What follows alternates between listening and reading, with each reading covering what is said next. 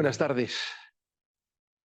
Me corresponde dar la bienvenida a todos los que aquí estáis y al mismo tiempo tengo que decir que es para nosotros, lógicamente, un enorme honor el acoger la presentación de este 15º informe del Observatorio de la Actividad de la Justicia.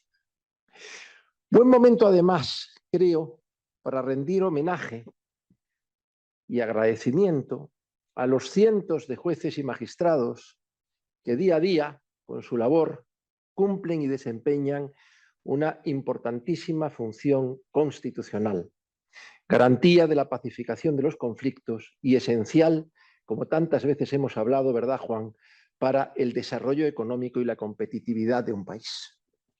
Y tiene esto que ver con el tema de este año del observatorio, que es un tema de los temas centrales, la previsibilidad de las decisiones judiciales. En un mundo globalizado, eso de la globalización lo que significa, por decirlo de forma muy simple y en una de sus manifestaciones, es que nuestros mercados están a la mano de otros operadores económicos y que para poder evitar los efectos negativos que eso puede tener, hacen falta modelos de crecimiento que tengan razonables niveles de competitividad y de productividad. Y la competitividad y la productividad tienen mucho que ver con dos manifestaciones de eso que denominamos la arquitectura oculta del progreso, en expresión de Cándido Pazares, que a mí me gusta repetir, y que tiene que ver con el derecho. Las normas y la aplicación de las normas. Las dos cosas son absolutamente esenciales. Claro, eso es lo que conforma la calidad institucional de un país. Y como elemento o factor clave de la calidad institucional está la seguridad jurídica, y la seguridad jurídica depende mucho de la aplicación uniforme de las normas jurídicas por todos los jueces y tribunales. Lo que menos entiende la gente es cuando un mismo asunto parece ser resuelto de forma distinta por distintos órganos judiciales. A veces incluso por los mismos, aunque haya alguna diferencia en su composición para evitar aquello de la discriminación del artículo 14. Siempre me llamó la atención una frase que escuché a Díaz Picasso allá por el año 83, cuando se celebraban las jornadas de la Dirección General de lo Contencioso del Estado y hubo unas jornadas sobre el Poder Judicial. Él se encargó de una ponencia sobre la jurisprudencia. Y la expresión, perdonad, pero me la recuerdo de memoria, decía algo así como que el pilar básico de una teoría de la jurisprudencia es el respeto al precedente judicial como respeto a la idea de la justicia a través de la igualdad. Me parece que resume muchas de las cosas que tratáis en el informe del observatorio, porque la calidad institucional y la seguridad jurídica es un valor económico y es un factor de competitividad en un mundo globalizado, sin duda alguna. Y ponéis de manifiesto en el informe ese círculo pernicioso en donde el retraso en las decisiones judiciales y la diversidad de soluciones a casos similares generan incremento de la litigiosidad que determina falta de seguridad jurídica, que a su vez provoca un incremento de la litigación en masa. Ese círculo pernicioso es el que hay que cerrar de forma absoluta. Y también planteáis mecanismos para la solución de uno y otro.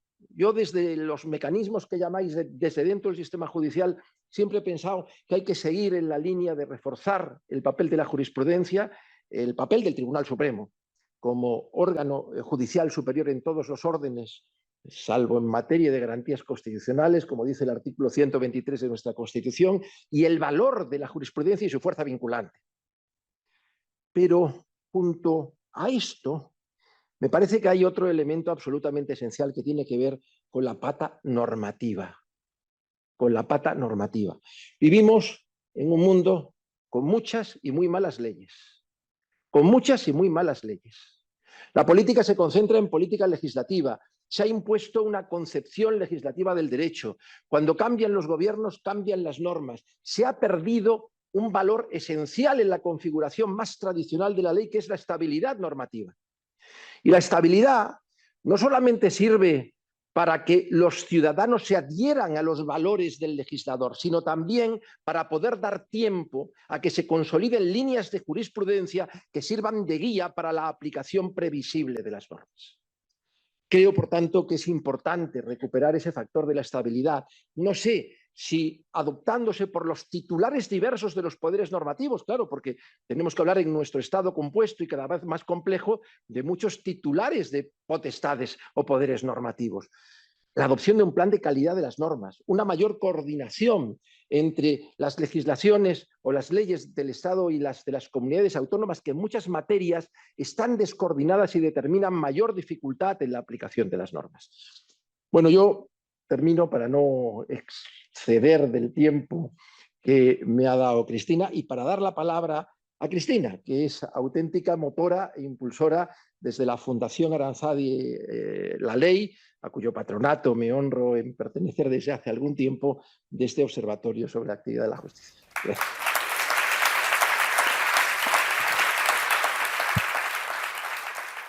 Muchas gracias, Jesús. La verdad es que es un lujo tenerte en el patronato y además que nos hayas cedido este maravilloso auditorio en un sitio tan espectacular. Muchas gracias a todos por acompañarnos en la presentación de la 15ª edición del informe del Observatorio de la Actividad de la Justicia de la Fundación Aranzadi La Ley. El estudio se ha podido realizar este año, como todos los años anteriores, gracias al patrocinio de Banco Santander. Así que también nuestro agradecimiento a nuestro patrocinador principal. Muchas gracias también, que no quiero que se me olvide, al equipo del despacho, al equipo de eventos de Uria Menéndez, porque nos ha puesto muy fácil la coordinación y la logística del acto. La presentación del informe anual del Observatorio de la Justicia coincide con nuestro primer aniversario bajo la denominación de Fundación Aranzadi La Ley. En febrero de 2023, la Fundación Wolters Kluwer, como muchos de ustedes saben, dejó de serlo para alinear su nombre con el de las dos entidades ahora en proceso de fusión, cuya sostenibilidad la Fundación refuerza en su calidad de fundación corporativa. Así que, además, hoy estamos de cumpleaños, además de presentar el informe. Y yendo ya al grano de lo que hoy nos ocupa, no podemos obviar el hecho de que la presentación de este trabajo se produce en una coyuntura política, económica y judicial de gran tensión en España, con intervención de instituciones europeas, también sumada a un contexto internacional que se ha denominado de policrisis, con, bueno, no faltan factores de distorsión, guerras cercanas, conflictos bélicos, intranquilidad también por las incertidumbres climáticas y factores como la desconfianza general o generalizada en las instituciones, que también son factores de distorsión de nuestra realidad y que además contribuyen a agitar la sociedad y como parte de ella también a sus jueces, abogados, fiscales y funcionarios de la Administración de Justicia, y les impide o les dificulta también la labor de bueno, pues la importantísima tarea de resolver los conflictos suscitados entre la ciudadanía, las administraciones públicas, las empresas, etcétera. De manera que, bueno, este contexto y ante tanto ruido y tantas informaciones sesgadas también, el observatorio aspira a aportar la necesaria imparcialidad, con datos objetivos, con certezas, con conocimiento técnico experto y con sentido común, ¿por qué no?, también al análisis de la actividad de los órganos judiciales, tanto en sus aspectos cualitativos como cuantitativos y desde la perspectiva no solo jurídica, sino también económica. La temática concreta elegida por los miembros del observatorio como objeto de análisis de carácter cualitativo en este informe es la previsibilidad de la justicia. De ello se han encargado Juan Mora Sanguinetti, que es abogado en ejercicio y economista titulado del Banco de España, ahora destacado en el Banco de Francia, y el magistrado presidente del Tribunal Superior de Justicia de la región de Murcia, Miguel Pascual del Riquelme. Por la parte del análisis cuantitativo se ha ocupado el equipo liderado por Cristina Retana, el equipo de innovación y contenidos de Aranzadi La Ley. El análisis de los más de 6 millones de sentencias del ejercicio precedente a la obtención de los datos, que los datos los obtuvimos cerca del verano del año pasado, de 2023, y hace referencia al ejercicio 2022, bueno, ese análisis cuantitativo se ha hecho a través de una herramienta de inteligencia artificial que llevamos utilizando ya varios años, que es Jurimetría, y que aporta pues, también la necesaria objetividad y automatización en el análisis de los millones de datos que de otro modo sería imposible analizar con esta profundidad. Agradezco, para terminar, también en nombre de nuestro patronato, el esfuerzo aportado a la publicación por el equipo editorial de Aranzadi y la Ley. Con él queremos aportar a la comunidad jurídica, a la clase política, a los medios de comunicación y a la sociedad en general un informe de alto valor añadido, siempre con el foco puesto, y eso es una característica de este observatorio, siempre con el foco puesto en la mejora de nuestro sistema judicial, el acercamiento de la justicia a la sociedad, a la ciudadanía y el impulso de los principios constitucionales que estructuran y fundamentan nuestro Estado de Derecho. Así que esperamos conseguirlo. Muchas gracias. Damos paso ya a la mesa redonda. Pues sí.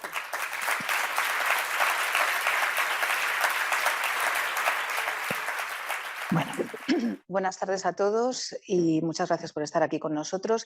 Es la 15ª edición del Observatorio de la Actividad de la Justicia y es verdad que desde hace tiempo no hacíamos una presentación presencial, con lo cual para nosotros es un verdadero placer poder estar aquí físicamente y poder, bueno, pues presentar cuáles son esos indicadores y ver un poco ese análisis, yo creo, verdaderamente interesante de la previsibilidad, ¿no?, de la actividad de los juzgados y tribunales. Vamos a empezar primero viendo un poco el resumen de los principales indicadores que se analizan normalmente en lo que es el informe, en la primera parte del informe. Hay 10 indicadores de la actividad que son analizados y seguimos su evolución periódicamente.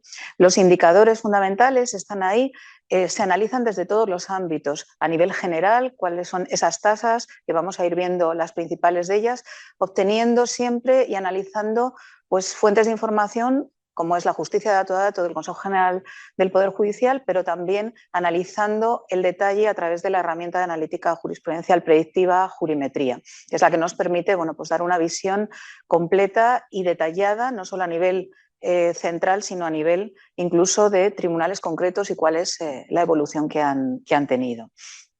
Este año, la evolución de los indicadores, como es normal, bueno, pues vemos la tendencia creciente que ya vimos el año pasado en número de casos nuevos, casos ingresados, que es una tendencia lógica, ¿no?, tras el periodo de la pandemia, donde teníamos, bueno, pues tuvimos ese descenso, ¿no? Pero es verdad que los indicadores sí que han experimentado ciertos cambios más o menos favorables, dependiendo de la jurisdicción, teniendo en cuenta un entorno en el que tenemos un incremento acusado de los asuntos civiles y penales de pues, en torno a un 8, un 6%, y una reducción, una disminución de asuntos en la jurisdicción social y la jurisdicción contencioso-administrativa. Vamos a ir viendo cómo han evolucionado esos 10 indicadores, empezando por lo que es la tasa de resolución.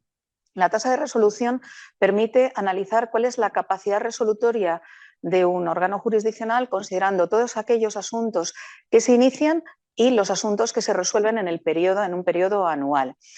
En este análisis hemos visto que ha habido un descenso de esa tasa de resolución, lo cual, bueno, pues en general es un descenso que significa negativamente. Tenemos menos capacidad de resolución que en volumen de asuntos que se inician.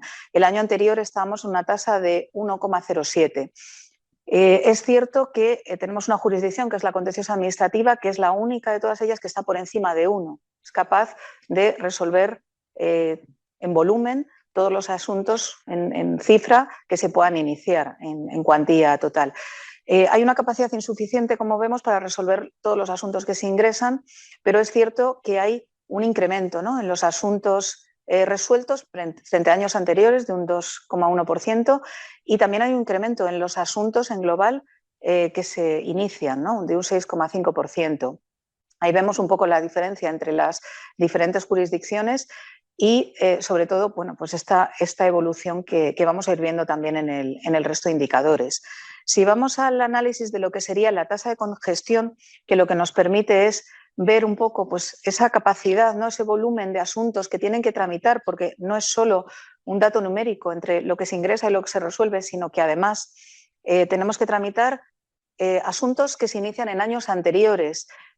se resuelven otros asuntos y esa capacidad que tienen los órganos jurisdiccionales nos da una tasa de congestión que en este caso ha aumentado frente a años anteriores. Teníamos un indicador de 1,66 y ahora estamos en un indicador de 1,70, es decir, realmente con ese aumento que hemos visto del número de asuntos, pues la capacidad al final y la congestión se ha incrementado. ¿Vale? Ha habido 6, como ha mencionado Cristina Sancho, ha habido más de 6, casi 6,5 millones de asuntos resueltos y un total de 1.667.000 sentencias dictadas a lo largo del año, que supone realmente pues, un incremento frente al año anterior. Es cierto que las diferencias entre una jurisdicción y otra pues hacen que sea diferente, ¿no? Esa tasa de congestión. Es la jurisdicción contenciosa administrativa la que tiene mayor congestión en este caso. Si analizamos el tercero de los indicadores, que es la tasa de litigiosidad, aquí estamos analizando un parámetro que es el volumen, el número de asuntos judiciales que se inician en relación con el número de habitantes, ¿no? Es una tasa que identifica por cada 1.000 habitantes pues cuántos asuntos, cuál es ese volumen de litigios que se inician. Ha habido un aumento también. Estábamos en una tasa media en el año anterior de 130 y ahora estamos en 186, luego el incremento es sustancial. Esto realmente es un reflejo, ¿no?, de esa vuelta a la normalidad tras el periodo de pandemia. Y hay un despunte muy importante, sobre todo en la jurisdicción penal, si comparamos los datos del año anterior. En el informe del año pasado estábamos en una tasa de un 63,22 y se ha crecido hasta 116, con lo cual, bueno, pues yo creo que realmente tiene reflejo, ¿no?, en este incremento medio que vemos de la tasa de litigiosidad. A nivel de la duración media, que es un dato también que bueno, pues que nos preocupa, ¿no?, en su conjunto, cuál es la duración media, ¿no?, desde que el asunto se inicia hasta que finalmente se resuelve en cada una de las jurisdicciones. Aquí la realidad es que hemos mejorado. Ha habido una disminución de esa duración media que realmente, bueno, pues nos ha permitido mejorar un poco los datos, ¿no?, en este informe. Volvemos a datos que realmente no veíamos desde el año 2013. Esto realmente es una consecuencia también, ¿no?, de la interrupción que hubo de los plazos procesales en 2020 y la vuelta un poco a la normalidad. Pero es verdad que seguimos teniendo problemas en la jurisdicción social, en la jurisdicción contenciosa administrativa, que son las que sufren pues, un mayor periodo de duración media en general, y lo veremos también con la tasa también relevante de número de resoluciones judiciales por magistrado, por juez. ¿Vale? Esa es un poco la tendencia. En este caso, pues vemos un poco cuál ha sido, ¿no?, esa tendencia decreciente que se incrementó y que ahora vuelve a ratios y a datos un poco más normales.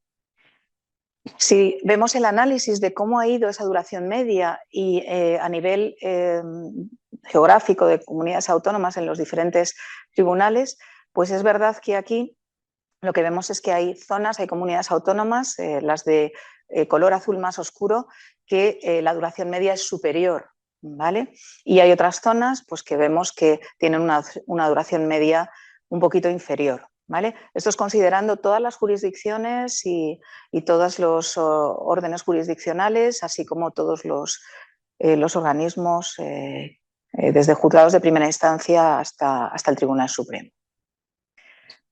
Tenemos otra tasa también que se analiza en el informe, que es la tasa de pendencia. Se trata de analizar cuál es la proporción de los asuntos que están pendientes de resolver. Es decir, es la relación de todo lo que está pendiente, ya sea de lo que se ha ingresado, de lo que procede de años anteriores y todo lo que en ese año se ha podido resolver o tramitar. Aquí tenemos un aumento de esa tasa de pendencia que también es... Bueno, lo podemos ver en ese gráfico, ¿no?, que ha evolucionado un poquito para arriba. Teníamos el año anterior 0,66 y ahora estamos en 0,70.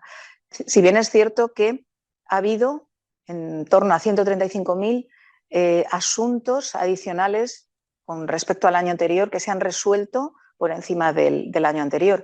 Pero es verdad que veníamos de unas cifras, ¿no?, de incremento también del número de asuntos ingresados. Un dato muy interesante que mide un poco pues, cuál es la carga de trabajo, ¿no?, de los jueces y magistrados.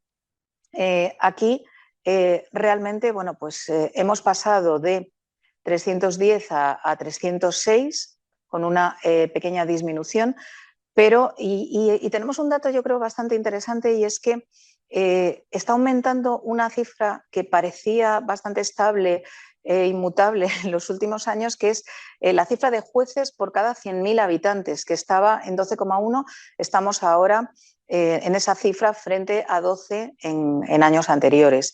La jurisdicción social, como ocurría en años anteriores, es la que tiene mayor cantidad de sentencias por juez, en concreto 382, ¿vale? Que es, como vemos, pues una diferencia importante, siendo la jurisdicción penal, como vemos, la que tiene menor volumen de sentencias por magistrado juez, 197, y estando pues, muy a la par la jurisdicción civil y la contencioso-administrativa. Estos son los indicadores que el informe analiza con mucho mayor detalle del que podemos ofrecer hoy aquí. El informe está accesible, se puede descargar, se puede analizar tanto los indicadores, el análisis de los indicadores, como el trabajo que ahora nos van a comentar los expertos que están conmigo. Y también hay un tema que yo creo que puede ser interesante, y es que todo este panel de indicadores también está desglosado no solo a nivel global, sino a nivel de cada una de las jurisdicciones, de cada uno de los diferentes tribunales, pudiendo ver pues, qué está ocurriendo, por ejemplo, en los juzgados de lo mercantil en general, en un ámbito geográfico concreto, incluso cuáles son los indicadores en cada uno de los juzgados y tribunales que hay en España, en todas las jurisdicciones, accesibles a través de la herramienta Jurimetría. Entonces, recomiendo también que, bueno, para un análisis mucho más profundo y detallado, con todos estos parámetros se puede acceder a la herramienta. Y damos paso ya al interesante tema que analiza realmente pues, el tema de la previsibilidad o la falta de ella en algunas ocasiones, y sobre todo su incidencia en la seguridad jurídica, tanto en los aspectos jurídicos como económicos, que yo creo que es un tema que, bueno, pues que nos preocupa enormemente, y creo que el análisis que se ha hecho rigurosamente y con todo tipo de detalles pues, es algo bastante recomendable para su lectura. Doy paso a Miguel Pascual del Riquelme para que nos comente un poco todo este detalle. Muy bien. Yo creo que han puesto la presentación cambiada, entonces la opción que tengo es pasar muy rápido a tus diapositivas y llegar a las mías, ¿verdad? No. No. Lo que han hecho es no cargar entonces la presentación mía. ¿Puede ser?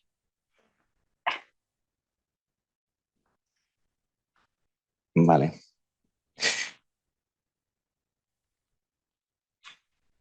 Bueno, pues puedo continuar sin presentación, tampoco pasa nada. Bueno, en primer lugar, muchísimas gracias tanto a Aranzadi, La Ley, como a Uría Menéndez, que nos acogen en su caso y que nos organizan en el otro. Anualmente venimos acompañando el informe del Observatorio de los Indicadores de la Actividad de la Justicia con un informe complementario. En los últimos años nos hemos encargado Juan Mora y yo mismo, eligiendo un tema que nos parecía que podía ser relevante o interesante. Y en este caso, este año, la temática elegida es precisamente esta que les han comentado, la previsibilidad de la respuesta judicial, la seguridad jurídica. Tenemos un problema, ya lo han percibido. Este año al que se refiere el informe del observatorio, la litigiosidad se incrementó en un 6,5% y la pendencia en un 4,5%. Esto no sería un problema si fuese algo puntual que hubiese ocurrido este año, pero no es así. Desde los últimos años asistimos a una creo que podemos llamarlo insaciabilidad de la demanda de servicios judiciales y al mismo tiempo una incapacidad sistémica del sistema judicial para dar respuesta a esa demanda. Tenía unos gráficos de la evolución, pero les doy un dato aislado. Si miramos la evolución de asuntos ingresados, tomando solamente la materia civil, que es la que tiene más peso en toda la carga de juzgados y tribunales, en el año 2001 ingresaron 892.000 asuntos. 22 años después, el ingreso en esa misma jurisdicción y materia es de 2.809.000 asuntos. En este tiempo se ha multiplicado por 3 el número de asuntos que han ingresado solo en la jurisdicción civil y solamente en los juzgados de primera instancia.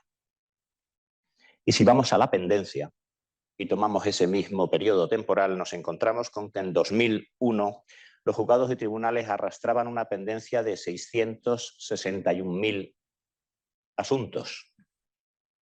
Hoy, a finales de 2022, la pendencia es de 1.917.000 asuntos. Otra vez, 3 veces más. Así que creo que no me equivoco en el diagnóstico, por simple que sea. Tenemos un problema. ¿Hasta cuándo vamos a poder soportar esta demanda insaciable, este ingreso de asuntos que parece no tener fin, con una incapacidad ya demostrada del sistema de dar respuesta? ¿Y cuáles son las consecuencias desde los parámetros de un Estado de Derecho que quiere llamarse así y presentarse como tal, y de lo que luego hablará en un análisis mucho más inteligente desde un punto de vista económico mi compañero Juan Mora? Es muy difícil tratar de discernir, bueno, ¿y cuáles son las causas que nos han llevado a esto? ¿Por qué se está produciendo este fenómeno de entrada masiva de asuntos y de incapacidad de resolverlos? Bueno, leí una vez a Fernando Rey, el catedrático, el actor, que decía que todo problema complejo tiene una causa y una solución sencilla, pero equivocada. Y efectivamente creo que nos llevaría a un trabajo inmenso el poder analizar todas las concausas que dan como resultado esta situación que les estoy describiendo. Pero hay un factor, y este que estamos señalando, que yo creo que incide, y es la falta de previsibilidad de la respuesta judicial, la falta de seguridad jurídica. Seguro que no es el más decisivo, pero está ahí incidiendo en ese problema.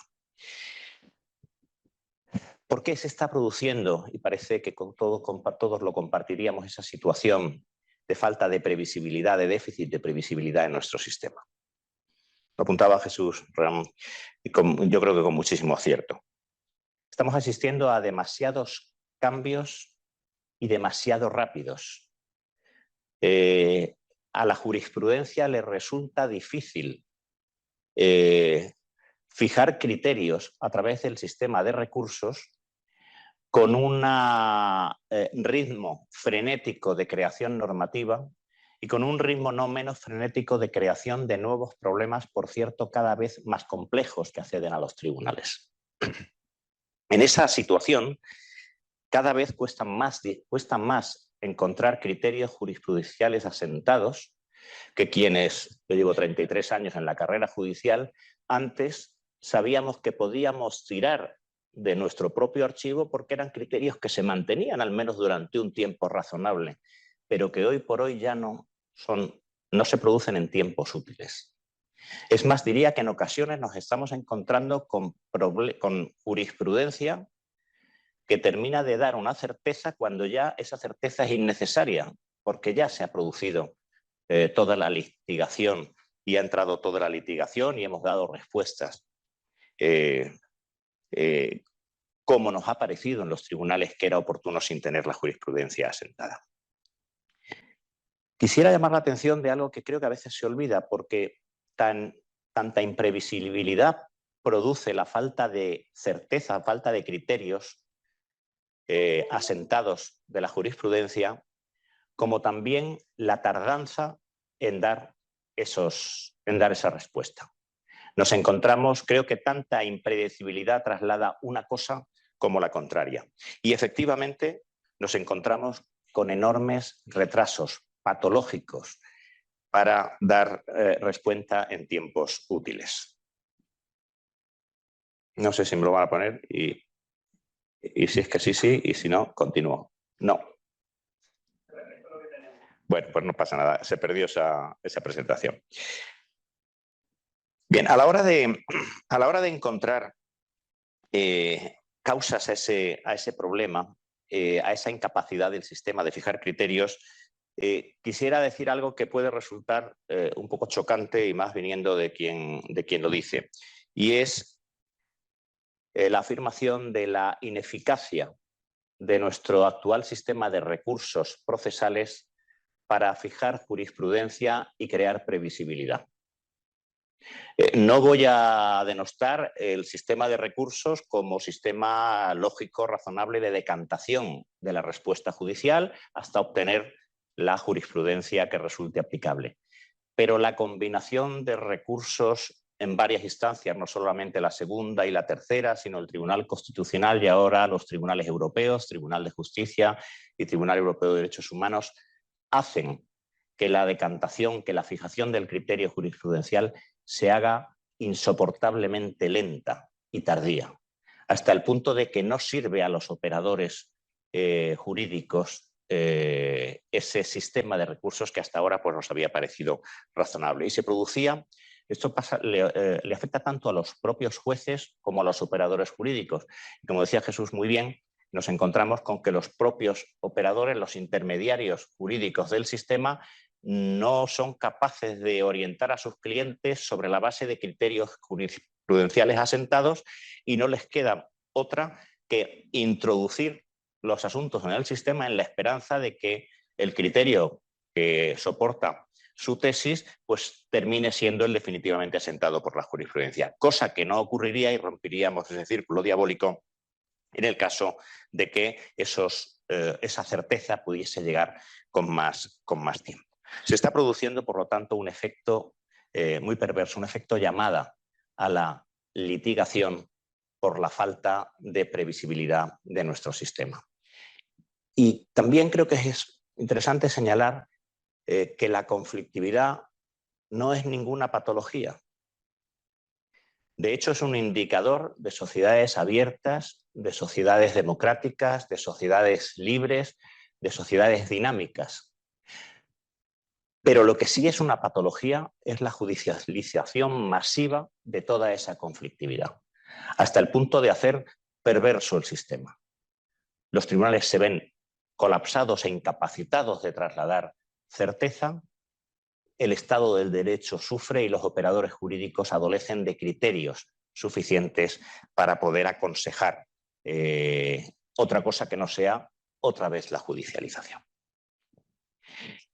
En esa misma línea hay un problema adicional para el que traía algunas diapositivas, pero en fin lo han podido ver también en la presentación que hacía Cristina.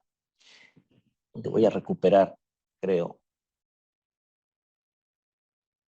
en este mapa, que tiene que ver con la duración media de los procedimientos.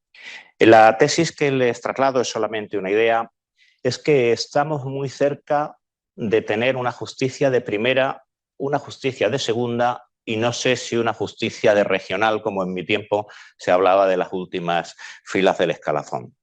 Y ahí lo tienen en color oscuro los territorios en donde los tiempos de respuesta son peores, hasta el punto de ser extraordinariamente diferentes.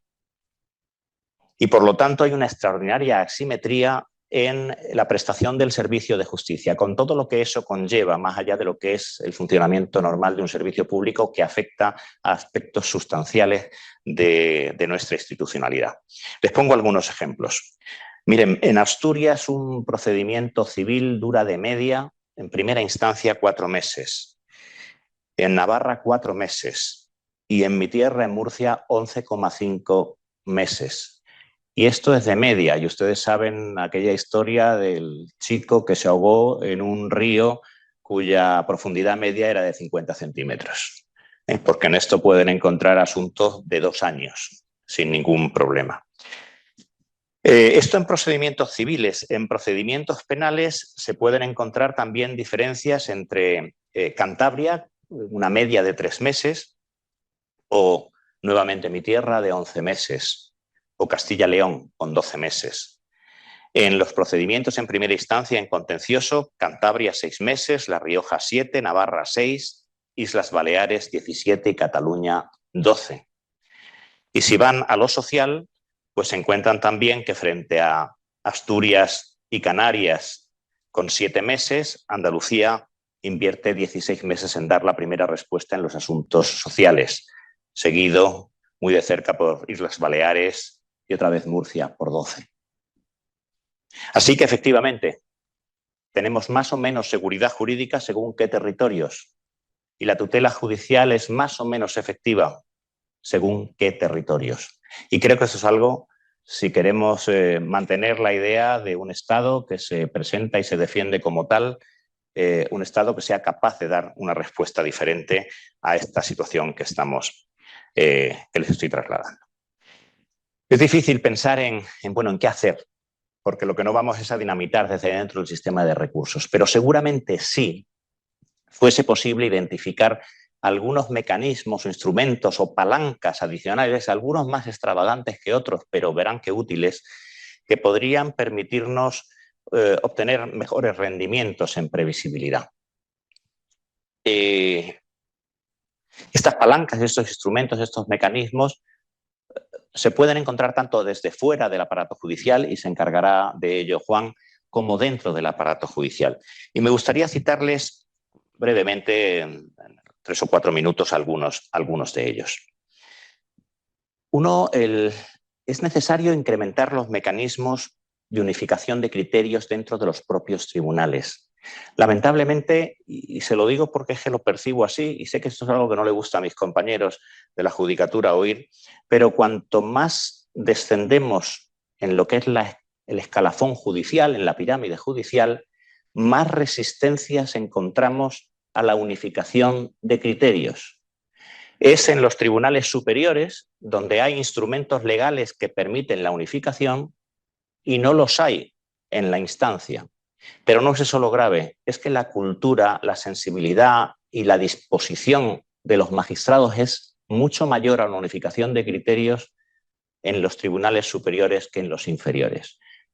Les confieso, si no lo cuentan fuera, que asistir a una junta de jueces de primera instancia en la que hay 17 jueces defendiendo 17 posiciones se convierte en una auténtica batalla campal en la que nadie está dispuesto a ceder nada. Y eso choca con actitudes con las que luego, sin embargo, sí nos encontramos en el Tribunal Supremo, por poner un ejemplo, pero también en algunos otros tribunales colegiados. Voto particular a la sentencia 523-2023 de 29 de junio, muy reciente, voto particular de Antonio del Moral, que les leo. Vaya por delante no solo mi respeto y lógico acatamiento, sino también mi admiración y orgullo corporativo por la calidad y altura del debate que ha conducido al criterio que plasma la sentencia mayoritaria del Pleno de la Sala Segunda. Pese a su fortaleza, no han conseguido que claudicase en mi posición. Me siento obligado a exteriorizarla por una única vez. A partir de ahí, sin reticencia alguna, asumiré el criterio emanado del Pleno en los asuntos en que me enfrente jurisdiccionalmente al mismo problema. Yo pondría esto en letras de oro en las salas de juntas de los jueces, porque efectivamente no es esa la cultura o la sensibilidad que les reconozco que fluye y que es un tema cultural que deberíamos resolver. Y sin embargo es posible. Quizá algunos de ustedes recordarán en el año 2014 la Junta de Jueces de Primera Instancia de los jueces de lo mercantil de Barcelona, que decidieron convertirse, motu propio, en un acuerdo que fue avalado luego por el Consejo, en un tribunal de instancia. Y decidieron que determinadas materias especiales que ellos identificaban como especializadas iban a ser sometidas por el juez del caso al conjunto de los compañeros y iban a acatar el criterio mayoritario, sin perjuicio de dejar constancia de que discrepaban o no de ese criterio. Bueno, pues el potencial de promoción de la seguridad jurídica, de la certeza, es extraordinario. Algunos otros cosas que se pueden hacer, instrumentos, son absolutamente sencillos y sin embargo no los tenemos. La divulgación de aquellas ocasiones en las que sí se unifican criterios, muchas veces en los plenillos de las audiencias provinciales o en el pleno no jurisdiccional del Tribunal Supremo, los criterios no permean al resto de compañeros y muchas veces tampoco a los operadores jurídicos, que siguen a ciegas acerca de cuál es un criterio que sin embargo ya está fijado de antemano. En este sentido, mecanismos tan simples como que el Tribunal Supremo distribuye sus resoluciones que considera de interés a todos los jueces de forma masiva, hacen que estos criterios lleguen masivamente. Deberíamos hacer también porque llegaran a los operadores jurídicos, porque estaríamos también adelantando esa respuesta judicial que tarda, esa certeza que tarda en llegar por los mecanismos. Voy terminando. La aceleración de la respuesta en casos recurrentes o muy novedosos. Esa diarrea, me van a permitir, normativa a la que nos enfrentamos obliga a tener que estar interpretando ex novo las leyes. Y también la litigiosidad masa que ahora nos está llegando nos está obligando a tener que tomar decisiones sin contar con esos criterios. Así que sería muy importante acelerar en la medida de lo posible el itinerario a través del cual los tiempos, a través del cual el asunto va por los diferentes recursos.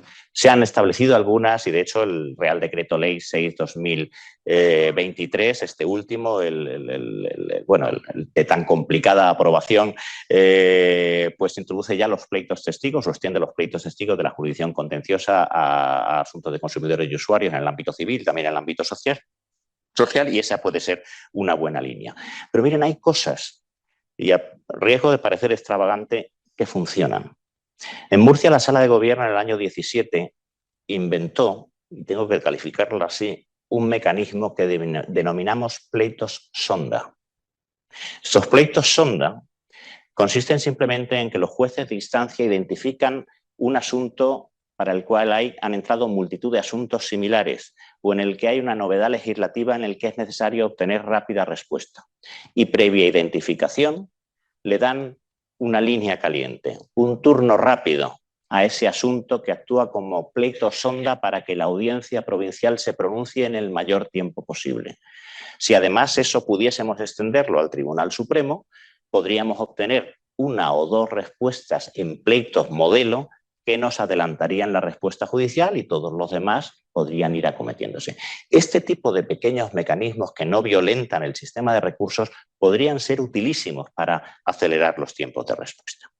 Una idea más, la especialización de órganos judiciales. Es algo que resulta muy antipático también entre la judicatura, pero yo les traslado mi absoluto convencimiento de que no la especialización, la hiperespecialización de jueces nos dará mayor calidad, mayor coherencia, mayor previsibilidad y un ahorro de recursos humanos de los que hoy, como saben, carecemos. Y por último, la organización colegiada de todos los órganos judiciales.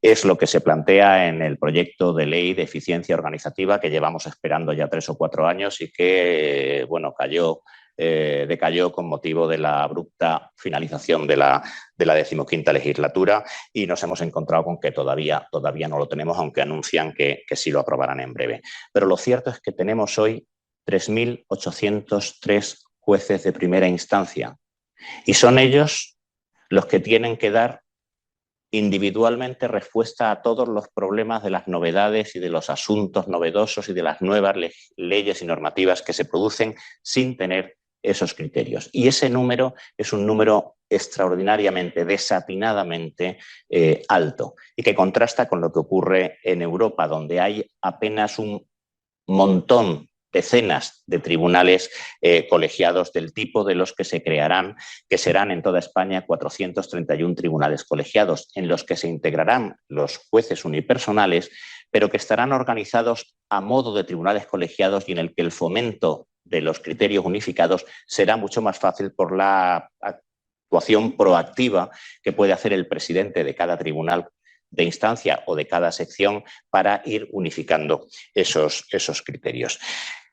En cualquier caso, y con esto acabo, es mucho lo que nos jugamos. Está en juego, como antes señalaban, la igualdad ante la ley, la confianza ciudadana y la sostenibilidad del propio sistema de justicia. Y algo que le oí decir una vez precisamente al juez decano de lo mercantil de los tribunales que hicieron ese acuerdo del 2014 al que antes me refería, que cuando nos vino a contar a Murcia la experiencia nos dijo: hemos hecho esto porque estamos intentando que la Administración de Justicia no caiga en la irrelevancia por la incapacidad de dar respuesta a los asuntos que nos plantean.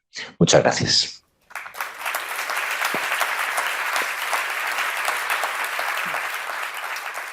Muchas gracias, Miguel. Muy interesante, como siempre. Damos paso a Juan Mora Sanguinete, que nos va a hablar precisamente de esa previsibilidad, pero en concreto, pues el análisis que hace sobre todo de los aspectos y efectos económicos.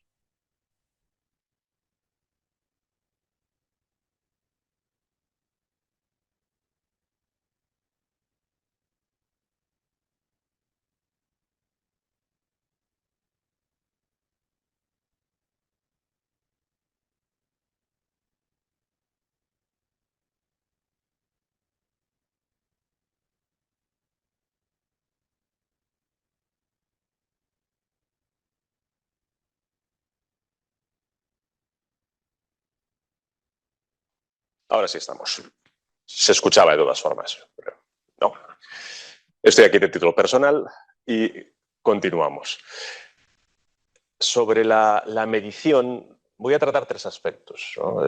Efectivamente. Voy a parar un momentito de nuevo en el tema de la medición, porque creo que es interesante a nivel metodológico, para tomarlo como un paso para hablar de las consecuencias económicas y de algunas soluciones también que nos viene del ámbito económico del análisis de los datos. Pero creo que es interesante a nivel metodológico hablar un poquito de la medición. En los debates que están en el tronco del funcionamiento del observatorio, que es el análisis de los datos, y también las herramientas como jurimetría, está la gran cuestión de cómo evaluar los sistemas judiciales. Y esta propia pregunta no es sencilla, nunca ha sido sencilla. La justicia, en parte, forma parte de los debates inflamados porque hace años no se medían las cosas y forma parte del mundo de las percepciones y, por tanto, un ámbito perfecto de discusión, de política, de charla, en fin, agresiva, tal vez, en la cual todo el mundo podía tener razón. Y si bien es difícil medir la justicia, hay que intentarlo.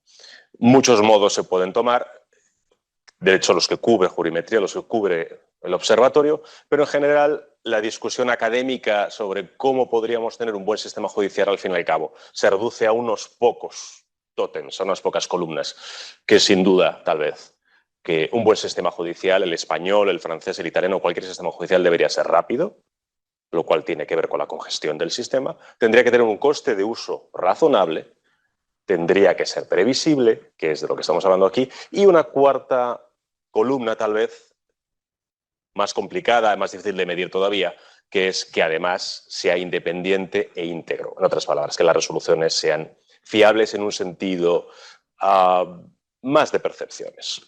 Bueno, todas las medidas son importantes, de hecho todas se ven correlacionadas a nivel estadístico, a nivel analítico, y por tanto no nos equivocamos nunca al hablar de una olvidando las demás, porque al fin y al cabo todo está correlacionado. Pero en este observatorio todo el equipo, Miguel y yo también, nos pusimos la gorra de intentar medir una de las tres principales columnas, pero la más difícil de las tres a nivel de medición, que es la previsibilidad. Porque claro, se le pregunta a alguien, no necesariamente jurista, sino más bien un no jurista, ¿qué es la previsibilidad de la justicia de una sentencia? Y la respuesta es un resultado del mundo de las ideas, bueno, pues que sea previsible. Es decir, previsible es que pueda tener una cierta idea como ciudadano, como empresa, de que aquello que es mi percepción sobre lo que es la justicia en mayúsculas se parece a aquello que voy a observar y además se mantiene en el tiempo y además es parecido en todos los juzgados y por tanto eso me ayudaría a no litigar cuando no tengo razón, tal vez. Bueno, pues precisamente esa es tal vez la idea, la previsión del mundo de las ideas es lo que tenemos que superar para pasar al mundo de la previsión, con datos. ¿Y cómo se puede medir con datos, o al menos aproximar con datos, lo que es la previsibilidad? Pues está en el centro de la cuestión que tanto se repite en el observatorio en esta edición y que hemos tratado de forma expresa, y es en el círculo de previsibilidad con conflictividad. Un sistema imprevisible, un sistema en que las partes tal vez puedan esperar distintas resoluciones ante el mismo tipo de caso, el mismo tipo de conflicto, llevará a la conflictividad. Y ese es precisamente el centro de la cuestión que a nivel metodológico utilizó la OCDE para proponer una posible aproximación siempre imperfecta a la previsibilidad. En otras palabras, de nuevo, si un conflicto parecido tiene como resultado sentencias y aplicación de principios muy distintos, e incluso la parte que tal vez de forma intelectual sabe que no tiene razón, probará suerte a entrar en conflicto por si le toca la resolución que a esa parte conviene. Por tanto, según la OCDE a nivel metodológico, por ejemplo, el número de recursos, el número de apelaciones que tenemos en primera instancia hacia la segunda será una aproximación de la percepción que tiene la población, los operadores, los abogados, pero las empresas y los ciudadanos sobre la imprevisibilidad, la consistencia, la igualdad de resultados a las distintas instancias y en general en los distintos tribunales. Si tomamos esa idea, que como digo es muy imperfecta, pero es una aproximación legítima, es mejor tener esto a no tener nada, tenemos resultados. Y este primer gráfico de columnas lo que muestra es precisamente el número de casos recurridos ante la segunda instancia respecto de la primera instancia como porcentaje de casos de la primera instancia. Cada columna es un país y se han agrupado los países por también ese otro concepto tremendamente imperfecto y bastante criticable, que son las familias legales. Si es que queda algo a día de hoy de una familia legal, pero bueno, se agrupan a un lado, al lado más a la derecha, los países que consideramos más parecidos a nosotros, tradición francesa, romana, en fin, depende de la literatura, de la bibliografía que se utilice, países más de derecho civil germánico, nórdico en este pequeño grupo de aquí y por último más a la izquierda los países que, si es que existen a día de hoy, los países de common law. Bueno, pues si que lo que observamos rápidamente tendríamos al menos que centrarnos en el grupo nuestro que es comparable, que sería el romano-francés y que tenemos ahí, la columna en rojo es España y que nos indica los datos objetivos, pues que cerca del 8% de todas las sentencias de primera instancia se recurren a segunda instancia en España. Y hay diferencias, que es lo interesante, porque con datos comparables nos dicen los datos que esto ocurre solamente en un 5% de los casos en Portugal y en cambio, por cierto, ocurre en el 12% de los casos en Francia. Eso sí, comparamos los datos a nivel internacional y observamos algo, y es que España estaría por encima de muchos otros países desarrollados, en especial todos aquellos que a día de hoy consideramos que podríamos agrupar en la familia common law. Bueno, esto es la botella medio llena, medio vacía. No nos dice este gráfico que estemos en el furgón de cola del mundo, como tantas otras veces los datos nos dicen que somos demasiado autocríticos con nuestro propio sistema y eso nos quita posibilidades de desarrollo, de atracción y señalizamos mal a veces el valor que tiene nuestro sistema, el funcionamiento de nuestro sistema. Pero sí nos dice la botella medio vacía también, y es que tenemos mucho que mejorar y incluso dentro de nuestra propia familia. Por cierto, los datos de Inglaterra, no digo Reino Unido y los demás, hay que verlos con una cierta lupa, porque claro, esto habría que corregirlo por la posibilidad real de que pudiera recurrir. Claro, si estás en un sistema common law en el cual es casi imposible recurrir o requiere básicamente el permiso de instancias inferiores, evidentemente los datos están demasiado reducidos para ellos, pero no nos quita el mensaje principal de la situación de posible mejora y potencial mejora. Otro gráfico más en el mismo camino es mismo mensaje con otra corrección. Casos recurridos en segunda instancia respecto de la población de cada país. De nuevo, España por encima de muchas otras familias legales y en la situación media o ligeramente medio alta de nuestro propio sistema, que podríamos llamar francés, romano, franco-romano. Esto nos lleva, por tanto, ya a la reflexión siguiente y es ¿qué consecuencias tiene la mejorable previsibilidad y también la mejorable situación de otros factores, pero concretamente la previsibilidad en el caso de España? Y es de nuevo la idea del círculo que hemos mencionado. Si el sistema no es suficientemente previsible, estamos dando pie, justificación y y legitimación a que haya más recursos y que haya en general más litigación. Y esto es peligroso. Nadie está en contra en esta sala en ningún momento, es decir, yo mismo soy abogado, en ningún momento estamos criticando el derecho fundamental a acceder a la jurisdicción y a litigar. Por supuesto, nada más. De hecho, Miguel lo ha definido, es signo de una sociedad sana y que se mueve. La cuestión es cuando es como en medicina, no es too much of a good thing, ¿no? Cuando nos estamos acercando a una situación en la cual él deja de ser meritorio y litigamos por circunstancias que a veces no están justificadas en la base. Este gráfico de aquí es significativo porque nos hace un recordatorio analítico, y es que España llegó a ser, en el momento de la gran recesión, el tercer o cuarto país más litigioso de toda la OCDE. Ahora estamos en niveles mucho más normalizados, como muestra el Observatorio de la Actividad de la Justicia, pero esto nos hace un anclaje histórico para indicarnos hasta dónde podemos llegar como país. Este gráfico de barras grafica cada país de dos maneras distintas: el número de litigios respecto de la población o el número de litigios respecto de su riqueza. Es normal que un país más rico o más poblado litigue más, pero si corregimos cada país por sus datos, por su población o por su riqueza, se te ordenan. Y esto es una gran sorpresa. Nadie esperaría que España estuviera ahí y allí está. Bueno, pues es un recordatorio del peligro. ¿Y qué peligro es este? Pues que los países que más litigan, por ejemplo, por su falta de previsibilidad, son países que necesariamente, estadísticamente, son más lentos. Y aquí empiezan los problemas económicos, los problemas para la abogacía a nivel estratégico, los problemas para las partes, los problemas para la empresa. Sabemos seguro, dentro de lo que la estadística nos da como seguridad, que son los típicos niveles de confianza, sabemos que es muy significativo que los países que tienen más tasa de litigiosidad, por ejemplo, por su falta de previsibilidad, son países que son también más lentos, muy claramente a nivel estadístico. ¿Y esto qué nos significa? Pues significa separarnos del mejor estándar judicial que nos podría dar el propio país. Y si España no está en el mejor estándar posible, por ejemplo, cuando Miguel ha comentado casos concretos de Asturias o Navarra, por ejemplo, como ejemplos de las Españas a distintas velocidades, que no debería ser porque es un poder central del Estado, pues la falta de acercamiento a ese mejor estándar en España hace que perdamos hasta un 7% de emprendedores. La falta de seguridad jurídica, que de esto se trata, hace que muchos, por ejemplo, jóvenes posibles emprendedores no emprendan, como es natural, por miedo. Es decir, ¿o es que acaso en nuestras vidas no nos enfrentamos a conflictos? Si tú te sientes poco protegido por el sistema, pues no emprendes o emprendes en otro lugar. Es natural hacerlo así. Se pierden estadísticamente hasta un 7% de emprendedores, que esos son menos servicios, menos ideas frescas, menos competencia, menos presión para las empresas viejas y menos tecnología, porque son las empresas más jóvenes y las nuevas ideas las que empujan la tecnología de un país.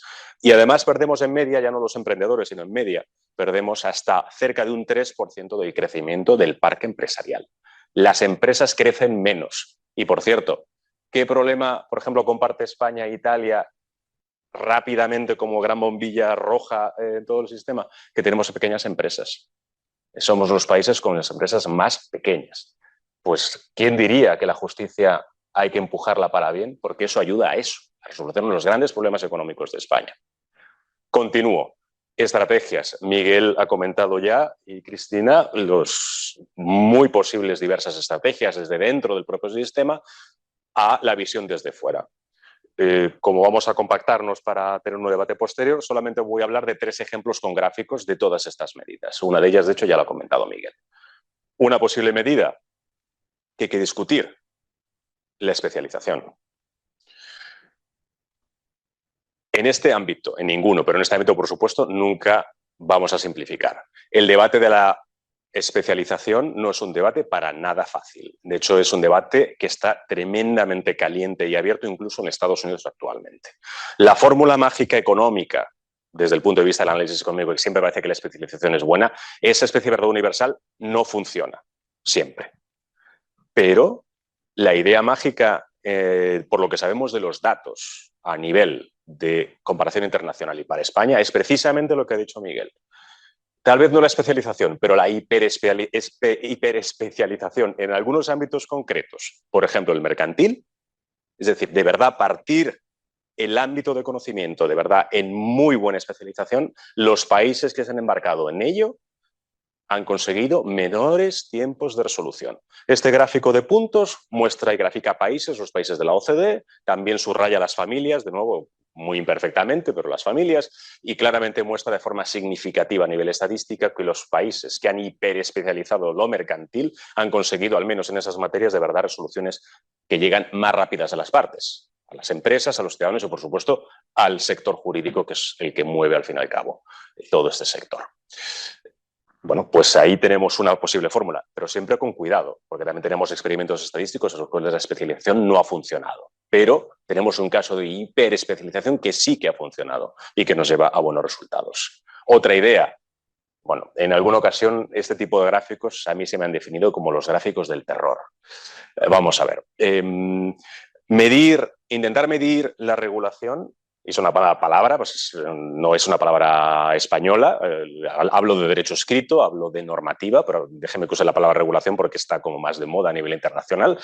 Medir la regulación no va contra nadie, es medir y proporcionar indicadores sobre algo.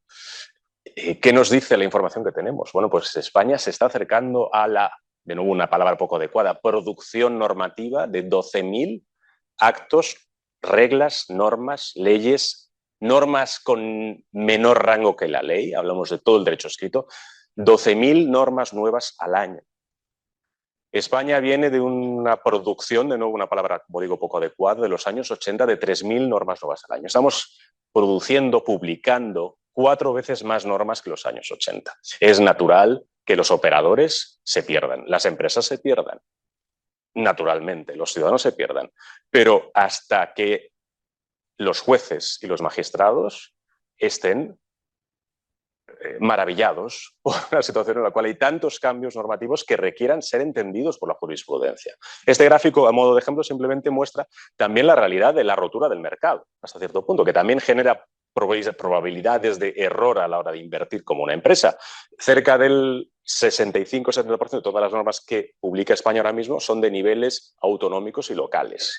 Es decir, es un mercado cada vez menos integrado. Y además, cada autonomía, por ejemplo, y aquí no hay nada contra nadie, es medir y publicar datos.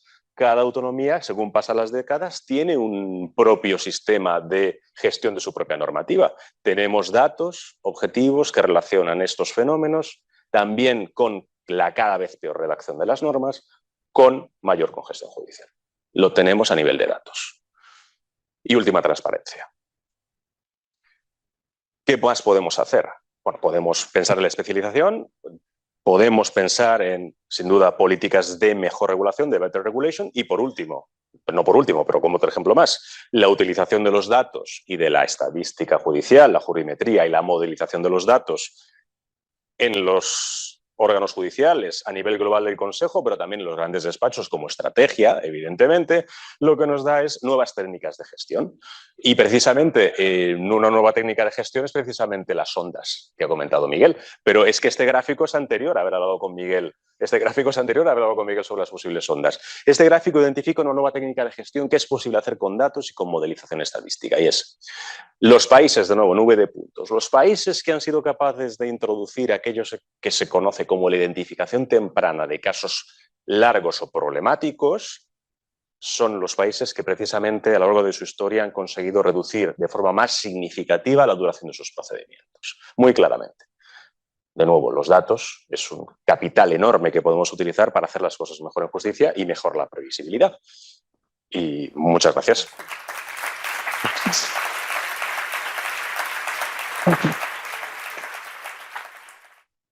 Bueno, muchas gracias a ambos. Tenemos unos minutos todavía para ofrecer al auditorio si quieren hacer alguna pregunta, alguna cuestión, algún comentario tanto a Miguel como a Juan. Estamos encantados de responder. ¿Tenemos una pregunta por ahí? Sí.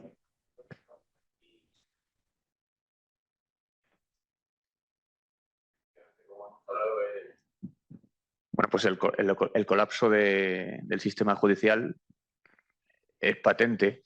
A mí me hacía mucha ilusión cuando veía eso de 8,4 meses, porque decía, ojalá sea verdad, ¿no? Y Madrid no era de las peores. Yo tengo un proceso en el 70 de Capitanaya que se entregó la Semana Santa pasada y me han dicho que antes de esta Semana Santa esperan incoarlo, que van bastante bien, que han mejorado mucho, ¿no? Entonces, eso está muy bien.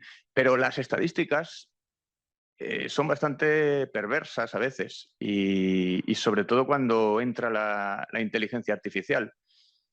Yo, por ejemplo, si hago una estadística de todas las tareas diarias que me toca hacer y apunto que me preparo el café, me lavo los dientes, me ato los zapatos, llevo a mi hijo al colegio, hago la compra, tiro la basura y luego resulta que no voy al despacho a trabajar, a sacar el sustento que saca adelante a mi familia, pues tendré un 99,9% de éxito, pero habré fallado en la más importante. Entonces, bueno, entiendo que esto estará bien calibrado y nos lo tenemos que creer, pero el sistema de inteligencia artificial que ha ayudado a obtener todo esto, ¿cómo se ha calibrado realmente para los plazos, para todo este tipo de mediciones? Bueno, si os parece, respondo en este caso yo. A ver, toda la parte de inteligencia artificial lo que ayuda es a analizar un volumen de información, que es toda la información jurisprudencial, que sería imposible analizar manualmente. Son unos indicadores que están basados en unos parámetros objetivos y extraídos directamente de las propias resoluciones. Y son parámetros que nunca deben ser utilizados de una manera automática. No puedes sacar una conclusión jurídica o una decisión crítica en base a un parámetro, pero te ayudan como punto de partida pues, a un análisis más profundo o a ir viendo y analizando cuáles pueden ser pues diferentes posicionamientos, qué análisis concreto puedes hacer. No solo de estos indicadores, aquí hemos visto los 10 principales, pero dentro de jurimetría hay muchos otros ratios y datos pues, que se van viendo, ¿no? Y que pueden ayudar, ¿no? a analizar la jurisprudencia desde un punto de vista diferente a lanzar una búsqueda sobre millones de resoluciones judiciales donde tienes una probabilidad, ¿no? Más reducida de poder llegar, ¿no? a aquella argumentación adecuada al caso. Pero son parámetros siempre objetivos y basados en información que consta en las propias resoluciones judiciales. No sé si, Miguel, quieres aportar algo más. Bueno, es sabido que los datos sometidos a tortura terminan confesando cualquier cosa. Esto para empezar. Pero en cualquier caso es el único ejercicio posible el que tenemos de establecer unos parámetros y hacer mediciones, sabiendo que en algunos casos esas mediciones no reflejan la realidad de asuntos concretos que todos tenemos. Ya lo decía antes con lo del río y la media de profundidad, pero lo que sí nos permiten es dos cosas. Una es comparar. Si utilizamos los mismos parámetros, incluso aunque nos den resultados que puedan estar distorsionados o haya que estudiar, es siempre respecto de distintas realidades y podemos comparar cómo está cada una de ellas. Y sobre todo nos permite diagnosticar para tomar decisiones. Es decir, si utilizamos los datos, por ejemplo, de duración de los procedimientos y lo combinamos, por ejemplo, con datos objetivos que tienen que ver con las medias de jueces, las ratios de jueces por habitantes, pues entonces nos encontramos, por ejemplo, que Castilla-La Mancha tiene 11,7 jueces por cada 100.000 habitantes, mientras que Cantabria tiene 14,6. Si comparamos y combinamos esos datos, sabemos dónde tenemos que crear jueces, porque sabemos que tenemos un problema de jueces y un problema de esperas. En ese sentido, aunque a veces los datos producen sensaciones extrañas, no se corresponden con la realidad que yo estoy acostumbrado a vivir, tienen un valor extraordinario. Y se lo dice quien ha vivido la mayor parte de su tiempo sin tener ningún dato. Íbamos a ciegas en los juzgados. Uno podía saber aproximadamente los asuntos que tenía registrados mirando el libro, pero no más allá. Aquellos sumatorios de cifras resultaban inviables. Ahora mismo sí tenemos datos, más allá digo de que luego pues, las estadísticas, que además, insisto, son perversas. Por ejemplo, la estadística está computando el número de asuntos por delitos leves o que se archivan inmediatamente en una guardia. Claro, esto te hace distorsiones extraordinarias. No, esto no es así, esto no corre. Bueno, es así en las medias, ahora hay que analizarlo trozo a trozo, pero nos da una foto comparable y que nos permite tomar decisiones en base a datos. Ese es el valor que yo creo que tienen. Gracias, enhorabuena, por supuesto, por este magnífico informe una vez más. Yo echo en falta una cosa, y es que con esta descripción tan clara y tan precisa del informe, no nos hayamos referido a los medios alternativos de solución de conflictos. Es decir, hay un problema de litigiosidad evidente, pero ¿por qué en España no funcionan de forma efectiva estos medios alternativos, la mediación, el arbitraje, la conciliación? Yo tengo una opinión y creo que en gran medida no es un problema de regulación legal, sino de convencimiento de los operadores jurídicos en tratar con sus clientes este tema. Esa es mi opinión personal, pero me gustaría conocer vuestra opinión desde el punto de vista de la mediación intrajudicial y desde el punto de vista de la mediación extrajudicial.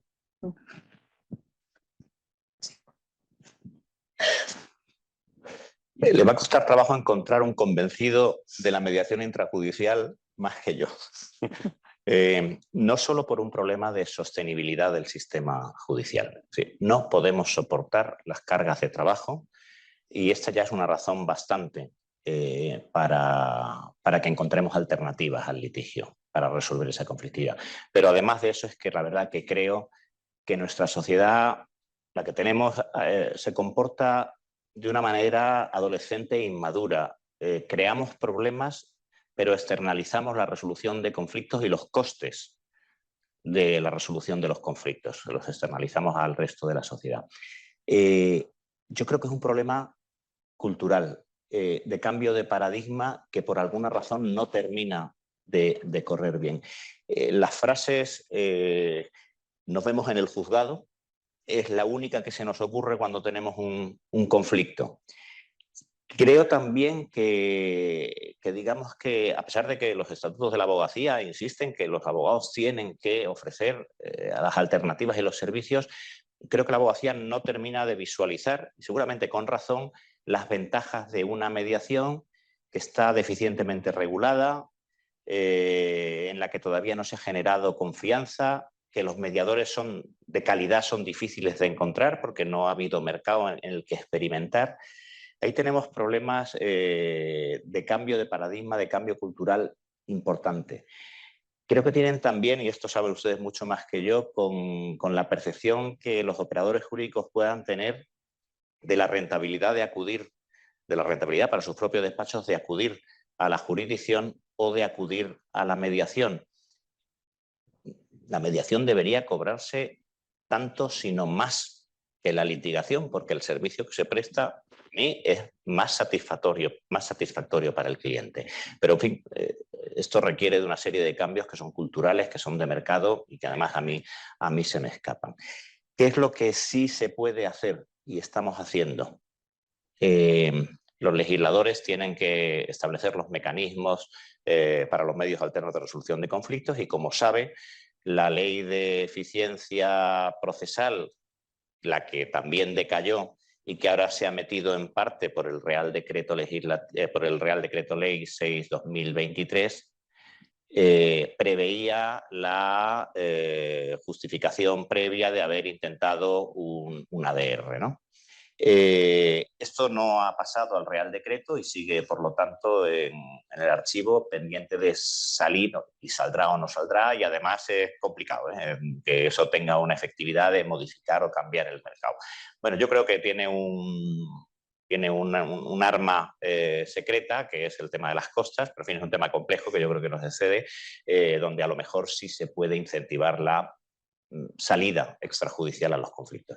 En cualquier caso, desde los tribunales lo que estamos intentando es promover la mediación intrajudicial, derivando a servicios de mediación intrajudicial. En Murcia tenemos el único unidad de mediación intrajudicial que forma parte de nuestro organigrama y forma parte de nuestra carta de servicios. Tenemos a 100 mediadores, 100, trabajando para nosotros en mediación, en un sistema que creamos y que tiene también su déficit, entre otras cosas porque es pro bono, y esto a los mediadores con razón no les gusta. Pero en cualquier caso es un sistema que ha generado una comunidad de aprendizaje y un íter formativo, porque lo que estamos es tratando de provocar forzadamente en el mercado lo que el mercado de manera natural no producía. Es decir, buenos mediadores que ofrezcan servicios de mediación interesantes porque se han experimentado y han ganado experiencia, y además trasladar a la sociedad ese cambio de paradigma. Si en los tribunales derivan a mediación es porque los jueces confían en ella y los abogados les están acompañando. Y nos están acompañando. La semana pasada cumplimos 10 años de la oficina de la unidad de mediación y son muchos los abogados en Murcia donde se ha percibido, y te lo dicen ellos abiertamente, el cambio positivo hacia estos otros mecanismos. Lo absurdo es que tengamos que derivar los asuntos ya judicializados cuando la solución tendría que venir en mediación judicial. Son cambios complejos que yo creo que tienen que ver con cambios culturales, y lo que sí creo, yo por lo menos estoy seguro, pero es que creo que es cierto, que es un problema de sostenibilidad, de supervivencia del sistema judicial, que encontremos otros mecanismos a los que además yo creo que ya están recurriendo ante la incapacidad del sistema de dar respuesta. Y se nos está yendo gente no porque crean que es mejor la mediación o cualquier ADR, sino porque saben que no les vamos a dar respuesta en tiempos útiles. Una última pregunta y...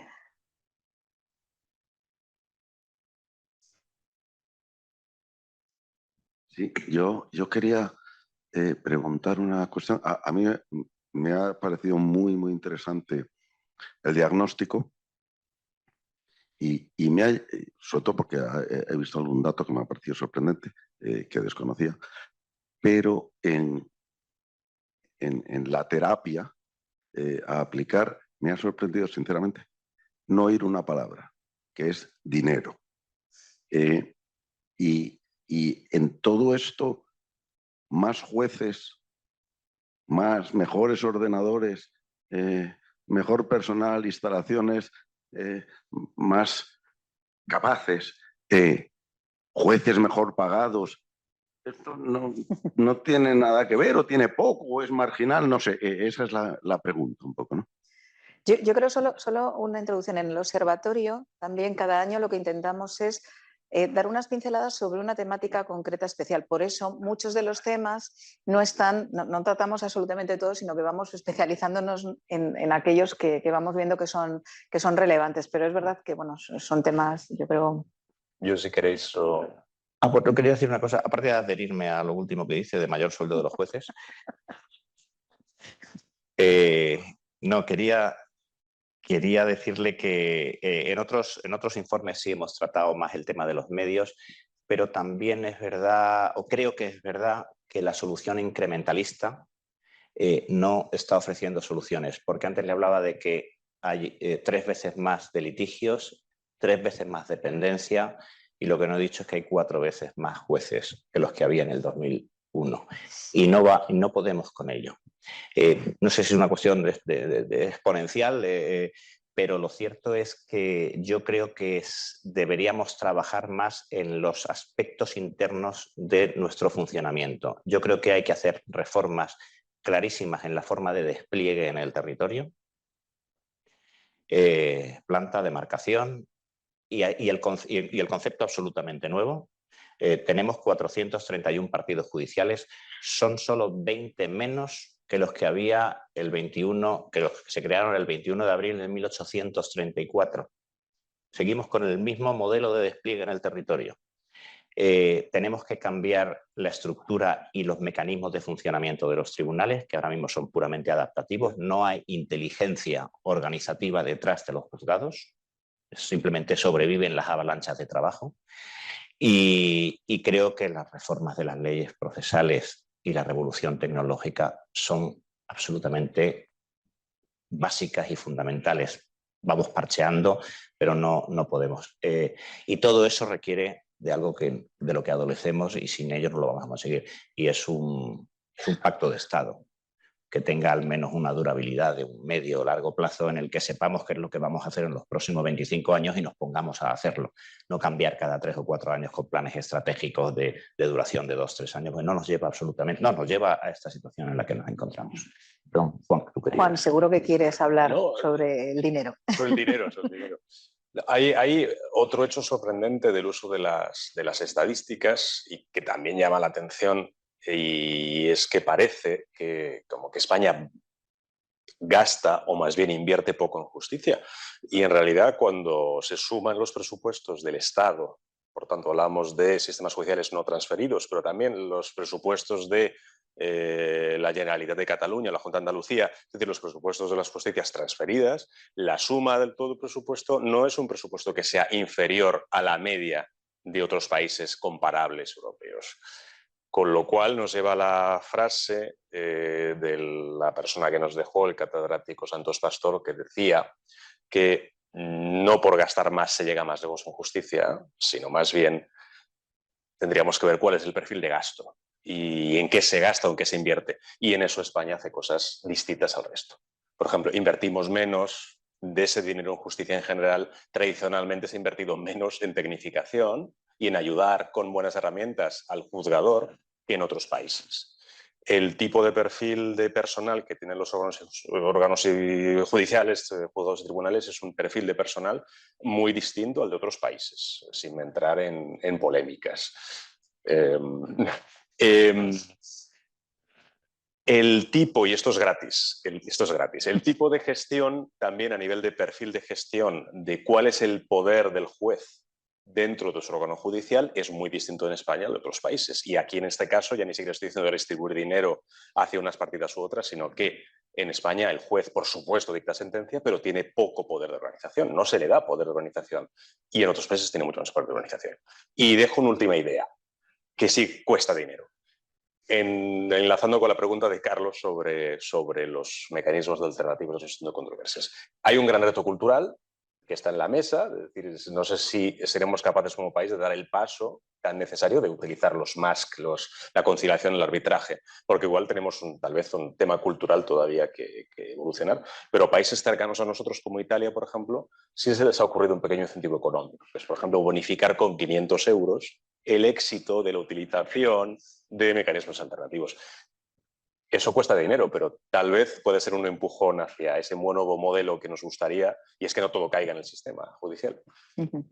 Y complemento justo el dato que da Juan con otro. Nosotros, es verdad, y suele llamar la atención, como dice él, que gastamos tanto como muchos países en justicia de nuestro ámbito, pero la mayor parte de nuestro gasto se va en recursos humanos.